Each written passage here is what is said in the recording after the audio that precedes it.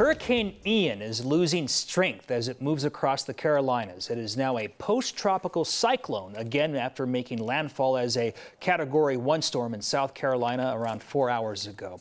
Even though it was only a Category 1, Ian has already caused a lot of damage along the Carolina coast. Just like in Fort Myers, it's wiping out coastal landmarks now. So in Charleston, the storm surge is up to the door of many homes downtown, and cars are having trouble getting through. I would argue you really shouldn't be trying to drive a car through these waters, but there you go. Myrtle Beach is taking more of the wind. It has knocked out parts of the pier, and it's shaking power lines and street lights along the grandstand. Everybody there is being asked to shelter in place right now. And as Ian moves north, we're getting a better look at some of the damage left in Florida. NBC's Alice Barr reports FEMA officials are already in the state to start surveying what's left. As Hurricane Ian gathered strength for its second blow in the Carolinas, survivors in southwest Florida getting their first look at what the megastorm ripped away.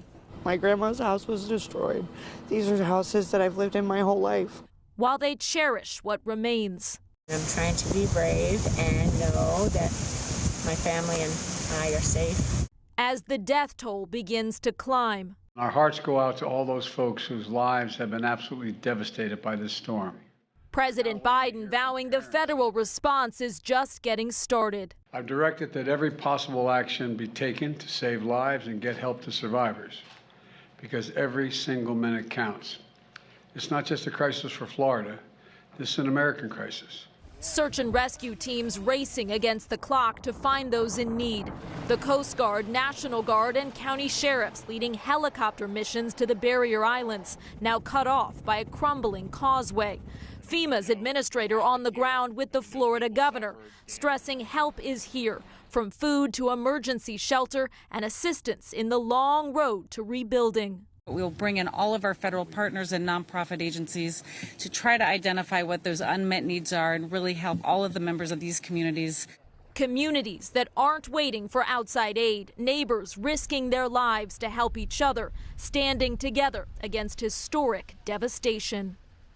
In Washington, Alice Barr, NBC News.